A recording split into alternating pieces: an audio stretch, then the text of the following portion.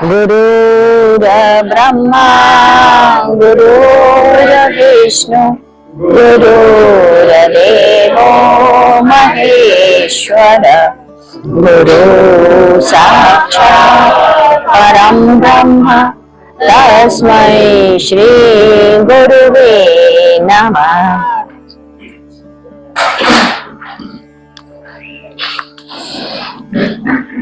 कल हम लोग गुरु के लौकिक गुरु, वैदिक गुरु, पारमार्थिक गुरु इसके बारे में पढ़े थे। आगे उसकी व्याख्या करते हैं कि पारमार्थिक गुरु के भी 4 भेद हैं। पहला नित्य अनादि गुरु, दूसरा स्वयं सिद्ध सतगुरु, तीसरा अभ्यास सिद्ध सतगुरु और चौथा परम सिद्ध सतगुरु। नित्य अनादि सतगुरु वह अंदर व बाहर दोनों में प्रकाश देता है जैसे कि सूर्य। दूसरा स्वयं सिद्ध सतगुरु ब्रह्मा से निकले अत्रि, भरद्वाज, वेदव्यास, गोरखनाथ ये सब सिद्ध सतगुरु में आते हैं। अभ्यास सिद्ध गुरु तीसरा तैलंग स्वामी, श्यामाचरण लहरी इत्यादि। चौथा पारंपरिक गुरु, गुरु की सिद्धि में प्रवेश कर गए वशिष्ठ मुनि जैसे कमाल, कबीर के बेटे जो पूर्ण वैरागी हुए और उत्तम दशा को प्राप्त हुए। राधा स्वामी गलताश्रम राजस्थान में, इसमें से निकले लोग पारंपरिक गुरु हुए। भक्त जयदेव की कथा। उड़ीसा व बिहार का संधि स्थल वीरभूमि एक कुदबिलवा गांव है। वहीं पर कान्यकुब्ज ब्राह्मण भरद्वाज गोत्र के हर्ष वंशज थे। उसी परिवार में जयदेव का जन्म हुआ। पिता भोजराज और माँ कांता देवी बचपन में ही माँ बाप गुजर गए। यह 500 वर्ष पहले की कथा है। बचपन में यह अपने काका के पास रहते थे, कोई कहता बुआ के पास थे, परंतु ये एक अलग झोपड़ी बनाकर उसमें रहे। पिता ने निरंजन नामक व्यक्ति से कुछ धन उधार लिया था, अतः उनके कर्ज चुकता करने में सब कुछ उसे दे दिया और स्वयं राधा कृष्ण की एक मूर्ति लेकर के निकल पड़े। निरंजन ने कहा कि तुम्हारे पिता ने कुछ धन उधार लिया, अतः उसके एवज में यह जमीन अपने पास रख लेता हूं। तुम इस मूर्ति को अपने पास रख लो। यह बात चल ही रही थी कि निरंजन की लड़की दौड़ती हुई आई। उसने कहा मकान में आग लग गई। जयदेव को बड़ा दुख हुआ। वह भी निरंजन के साथ चल पड़े। जब जयदेव अंदर जाने लगे तो आग शांत हो गई। यह देखकर निरंजन उनके पैरों पर गिर पड़ा और अपने कृत्य के लिए क्षमा मांगी। गांव में एक पराशर रहा करते थे। जयदेव की इच्छा पूरी जाने की हुई, धन नहीं था। उन्होंने एक कविता उन्हें सुनाई। वे बड़े खुश हुए। उन्होंने कुछ धनराशि उन्हें दी। वे पुरी गए और दिव्य दर्शन किया। उन्हें एक राजा से भेंट हो गई। उसकी भक्ति देखकर वे मुग्ध हुए। राजा भगवत परायण था। उसने कहा मेरे पास अतुल धन है, तुम यूं ही रह जाओ यहीं पर। वहीं सुदेव नाम के ब्राह्मण थे। उनकी एक रूपवती अति सुंदर कन्या थी, पद्मावती। उससे उनका विवाह करा दी। वह भी भगवत परायण थी। राजा ने उन्हें धन देकर के विदा किया।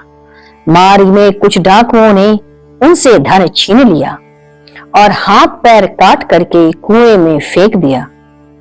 कुआं सूखा था इसलिए बच गए। उसी में रात दिन भजन करते।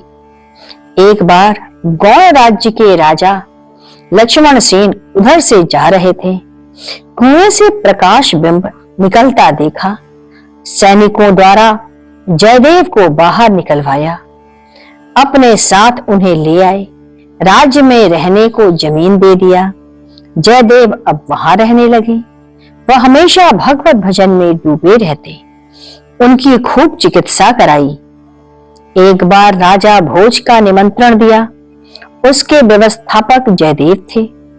उस भोज में एक डाकू भी आया, जिन्होंने धन लूटकर हाथ पैर काट करके फेंक दिया था जयदेव को। जयदेव को जीवित देख करके उसे बड़ा आश्चर्य हुआ। जयदेव ने राजा से कहा, मेरे ऊपर इतनी कृपा करें कि इसे खूब धन देकर विदा करें, साथ में नौकर और सिपाही लगा दे। रास्ते में सिपाहियों ने पूछा, इतना धन कैसे मिला? उन चोरों ने कहा। जयदेव ने कहा, अपने कलुषित को दबाने के लिए, हमारे मुंह को बंद करने के लिए जयदेव ने इतना धन दिलवाया है। हम और वह मिलकर के एक समय चोरी किया करते थे। इतना कहना था कि धरती फट गई और सारे डाकू उसमें समा गए। सैनिक वापस आए। सभी बातें जयदेव को बताई गईं। उन्हें बड़ा दुख हुआ। इन घटना के बाद अचानक उनके हाथ और पैर आ गए।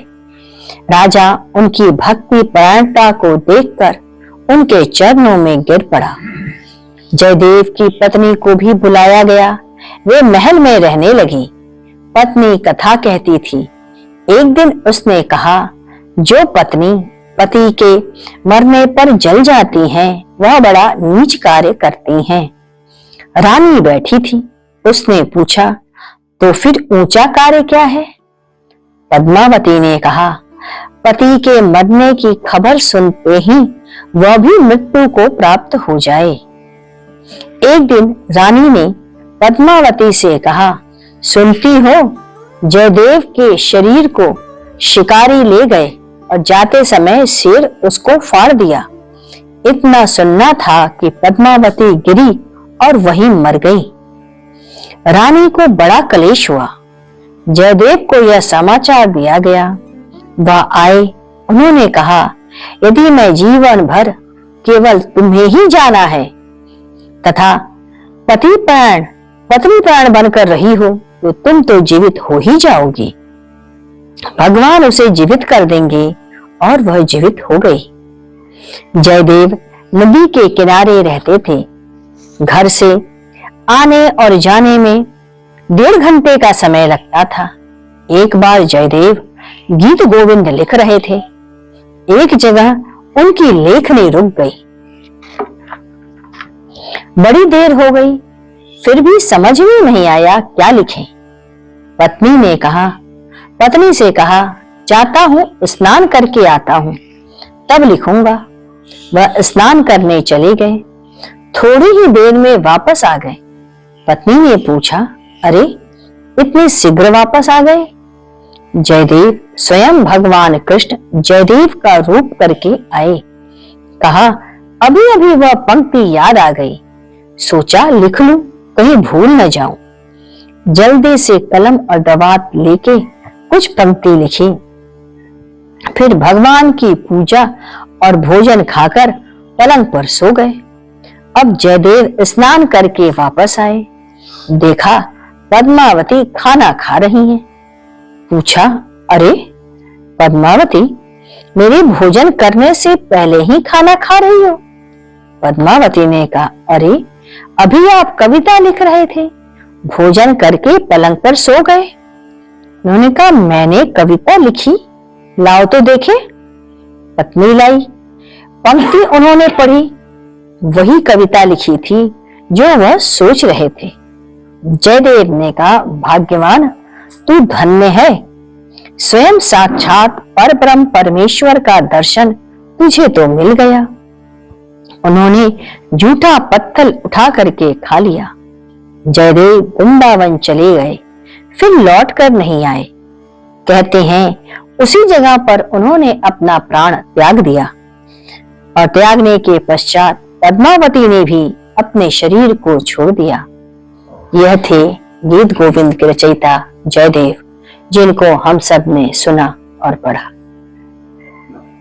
आए अब कुछ देर गुरु कीर्तन करते हैं। ओम गुरु गुरुदेव जय गुरु जय गुरु जय गुरुदेव। ओम गुरुदेव जय गुरु जय गुरु जय गुरुदेव। ओम गुरुदेव जय गुरु जय गुरु जय गुरुदेव। ओम गुरुदेव जय गुरु जय गुरु जय गुरुदेव।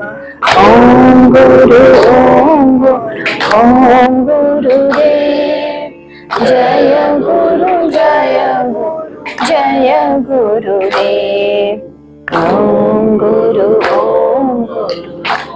गुरुदेव जय गुरु जय गुरुदेव।